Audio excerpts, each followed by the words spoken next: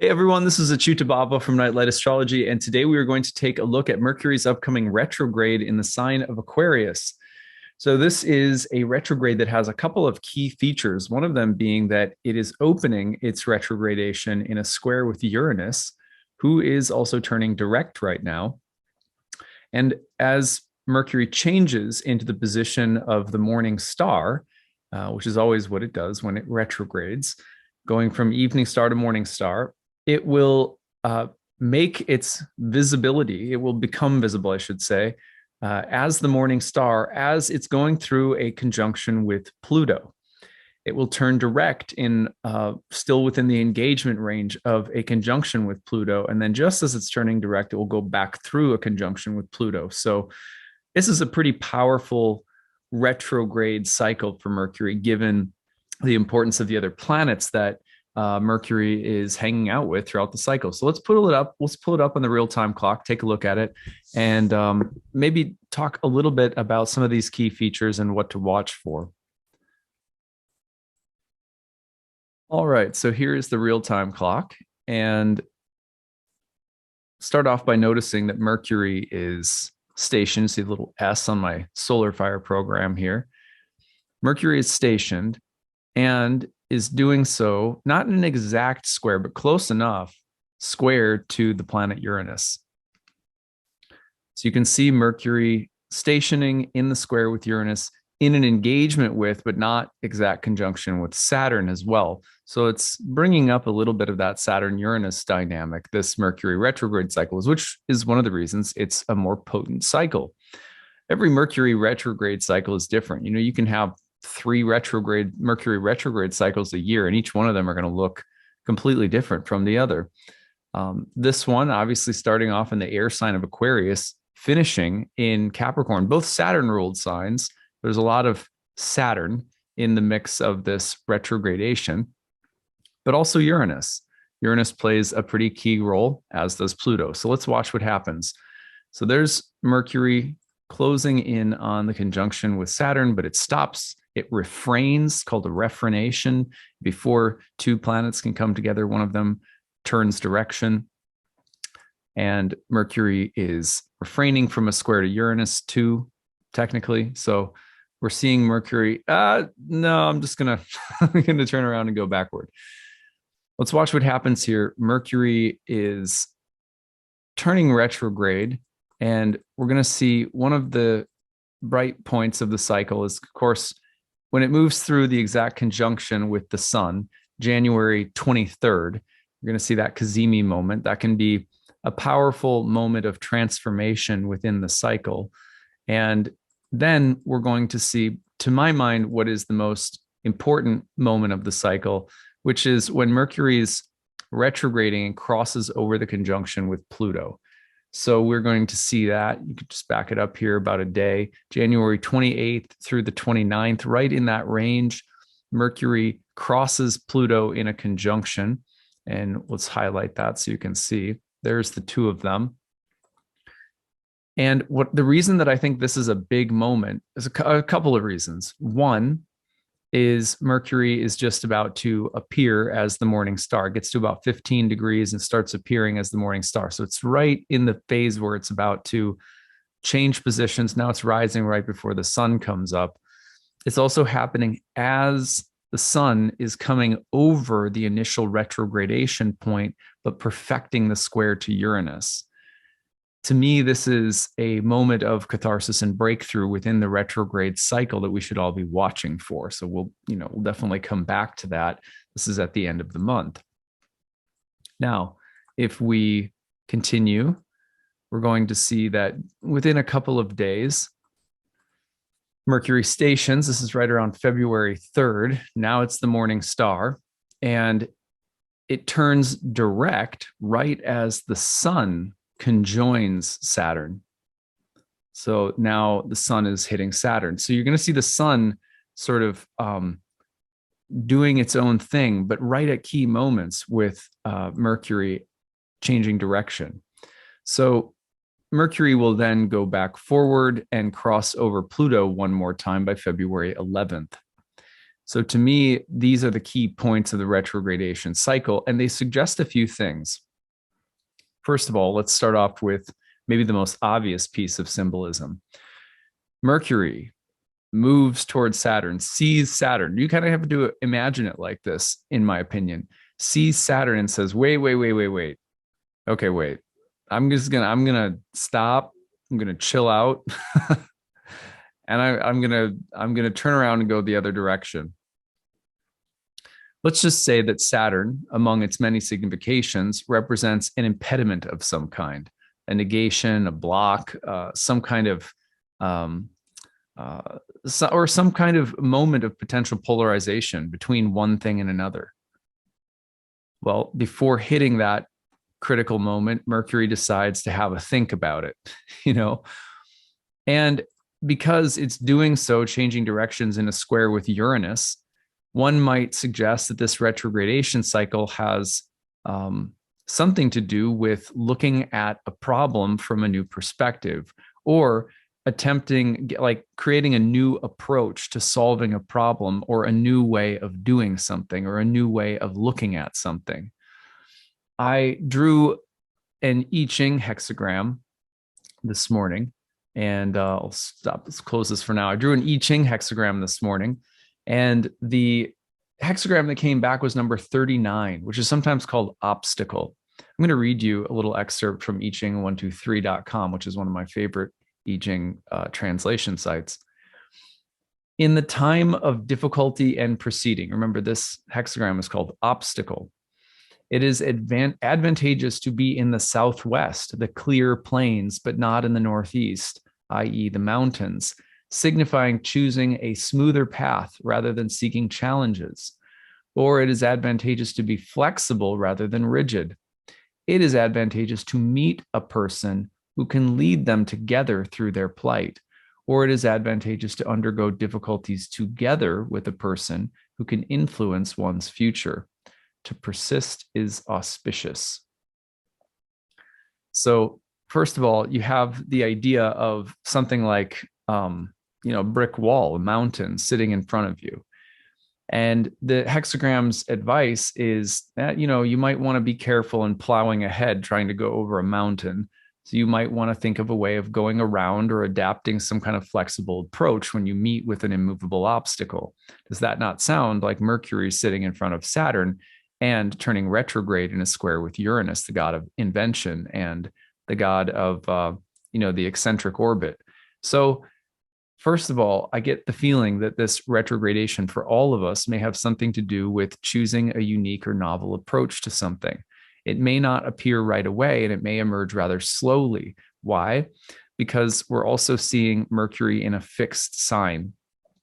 Fixed signs, in my experience for Mercury's retrogradation, are not, there can be some, major events and shifting or turning points that, that the station can be a little chaotic, like every Mercury retrograde station, especially when it stations and it first turns retrograde, shit can hit the proverbial fan or whatever. But fixed signs are often more process oriented. It's deeper. You could call them deeper samskaras. It's touching on areas of our life, our mind, that where the patterns are more entrenched and deeply held. And so in my experience, the retrogrades really of any planet, but especially Mercury, will address something, more quickly. The retrogradation cycle is, only weeks long.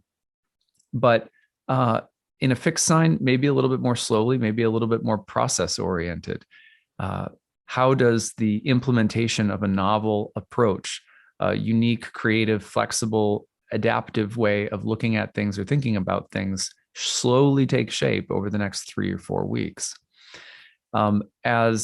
Remember that as this retrograde cycle goes on, Mercury also goes into the morning star position, which generally means that Mercury will become more assertive about something. Less, you could say, broadly speaking, that an evening star Mercury is a socialized Mercury. It's doing its things in the marketplace with an awareness of how other people think and feel and how to adapt and get along. The morning star Mercury is a little bit more like blasting a trumpet on the gates of a city right as the sun is coming up. It has more of an assertive feeling behind it. we may need, before this is all said and done, we may in fact need to assert ourselves or communicate something more boldly or implement something. That often happens on the morning star side of the Mercury retrograde transit. But to me, this one has to be well thought out. It has to be adaptive. It has to be flexible, because the whole cycle starts as it's running into Saturn, hitting Uranus and saying, okay, I need to spark a creative idea for dealing with something that's a little bit rigid or inflexible, or a wall, or a potential for polarization or something like that. So Mercury's going retrograde, but don't forget that it's also going to hit the conjunction with Pluto into the cycle here. Let's remind you of that one time with the real-time clock. So Mercury, if we back this up a little bit,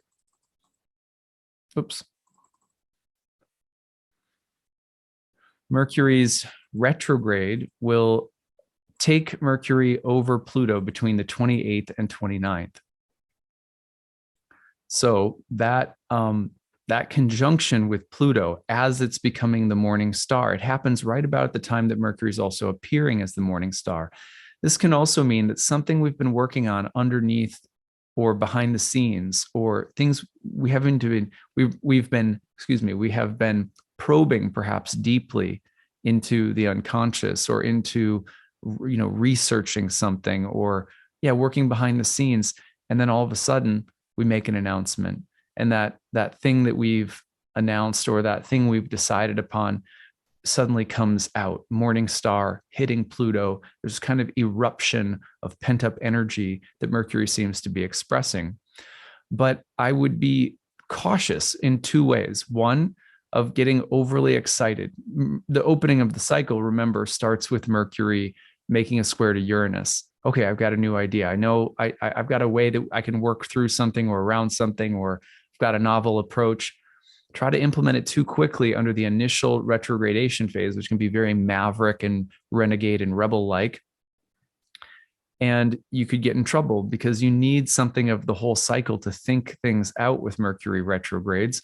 As Mercury retrogrades through the sun, for example, the cazimi, and then immediately goes into the conjunction with Pluto by the end of the month, I think that you're going to need to gather more research. And there's things that we're going to find in the process of this Mercury retrograde that are going to add to our understanding, add to our creative or novel approach. So I would be really patient with this retrograde cycle in terms of the moves you're making, or the ways that you're having to adapt. You could very easily in the next couple of days be hit by some flashes of, strokes of creative genius, insights, the lightning flashes and the light bulbs that suddenly illuminate. And we can say, oh, this thing. But hexagram 39 coming up is important, because it's basically saying you have to take a measured approach. You have to adapt. You have to be flexible, but you also have to be cautious, because this hexagram sometimes also refers to a cautious and measured approach when facing an obstacle. Or even the hexagram sometimes suggests that one is having to deal with like a limp, like you have a broken foot or something, and you're having to limp along with something. And so you have to be much more careful in how you navigate. So carefulness, caution, adaptation, flexibility, creativity with solving a problem, or with moving around something that seems immovable or impassable. If you go too quickly, that's not cautious. If you're too conservative, that's not inventive enough. So you can't, the hexagram is sort of like saying, look, you have to find a way around something. You have to be cautious and inventive at the same time. That's a very unique set of skills. Many of us like the inventiveness because it hits on speed and excitement. Many of us are cautious, maybe because we like the practicality, or we like being rational about things. So how hard is it to blend those qualities of being innovative and careful, inventive and inspired, but also cautious and measured? That's the overall advice that the I Ching is giving to us when I asked it about, well, what do you think? Dear Oracle, what do you think about the signatures of the planets in this retrograde cycle? Okay. So I think that, hold on just one second. Okay, so I think that that pretty much rounds out the main things I want to say about this retrograde cycle overall. However, there's one more interesting piece of this cycle that I want to speak about almost separately, just as another way in which I think we can understand the cycle as a whole. So that is also that understanding something about the nature of Aquarius. Um, Aquarius, I'm not going to give a full lecture on Aquarius, but just notice that, the sun is entering Aquarius at the same time during this retrograde cycle. And so let me just hold on. Let's go back here just a little bit. So at the outset of this cycle, the sun has not yet entered Aquarius. The sun has to go through some pretty powerful things too. In the next couple of days, as Mercury is turning retrograde, the sun goes through a conjunction with Pluto. Could that have something to do with why Mercury has to change directions? Why or what Mercury is shifting its perspective on? The sun Pluto is a very powerful moment where our sense of action, purpose, and ambition can change dramatically because of the encounter with Pluto, Lord of the underworld, who can dredge things up from the unconscious, redirect our sense of purpose and ambition, dismantle and destroy things, topple our pride or our ego. So there's a pretty powerful sun signature here at the outset. The other thing to watch for is, again, as the retrograde goes on, then the sun enters Aquarius. So what can we say about Aquarius overall? And I think of the water pourer. I think about, of course, I think about Saturn, the ruler, and I think about the fact that Saturn ruled oppositions, and that with Aquarius, those oppositions are almost always ideological in nature. They're mental, in other words, they're intellectual, they're conceptual. And Aquarius makes us think through where we stand in relation to a topic that we could very easily be polarized over. Mask or not mask, vaccine or not vaccine, or whatever the latest thing is. There's always hot button topics or issues. And Aquarius tends to be one of those signs. Its interest is in what defines progress. You have the light rising in the sign of Aquarius. We're going to be going over this next week when we talk about misconceptions of Aquarius, 3 common misconceptions about the sign of Aquarius. But the light is rising. It's midwinter in zodiac speak, but the light is slowly gaining day by day, meaning it's becoming lighter. Light emerging from within the darkness in the sign of polarization. You always have questions about what constitutes the brighter or happier future, in contrast to the status quo or the past. And so I think, and then always the potential for polarization. So for example, when you have a spirit of, a spirit of, let's call it, ideological fanaticism. This is the way to go. Anything else represents regression or evil or whatever. That can be very Aquarian. On the other hand, the thought about, if you're in an organization and you need to look at where you've been and where you're going, and try to figure out what is the stand that we need to take. How do we contrast, what does the future look like in contrast to the past? So, but these kinds of comparisons, hard, stark comparisons and questions about where you want to go in the future, those are the kinds of topics that can also be activated right now for all of us. And this is deep stuff, because you're going to see, the sun hitting Uranus, hitting Saturn, while Mercury's going through it with Pluto and emerging as the morning star. So, the other thing that hexagram 39 says is that, it's a good idea when you face an obstacle, and let's say you have a limp and you have to suddenly you face the difficulty of having to try to walk, you can't climb a mountain with a limp, and it's hard to climb a mountain anyway. So you might need to find a way around it. Some people initially will just back off. They'll just say, hey, that looks complicated and tricky, and it's hard to think that there would be a right way to go, or a way that's totally clear or free of danger. So, I'm just going to walk away from this. Initially, sometimes that's the best approach, to walk away from something in order to gain perspective. Hexagram 39 is very clear in a number of places in the I Ching that you have to find an approach. You have to find an approach. You have to find a new way of accomplishing something, or you have to work through a problem. And it's not easy. And you have to be inventive and cautious at once, but you may need to temporarily take a step back in order to move forward in the best way. But you can't sit and wait and not move forward at all. So and that to me is very Aquarian, insofar as Aquarius always brings up what is the path forward versus the status quo, or where we've been in the past, and likes to contrast those kinds of things, especially socially and politically, but also in terms of things like, all different kinds of fields, science and the arts and culture. But there's questions about the future and about how to move forward in the right direction, inventive, but not reckless. It's a really unique tension. So at any rate, I've said enough about this. I hope that this is helpful for you guys. We will be walking through this cycle together at key moments and reminding ourselves of what the cycle is all about. Hopefully this just gets you sort of prepped. I highly recommend taking a look at the whole sign house position of Mercury in your birth chart. We're tomorrow, let's see here.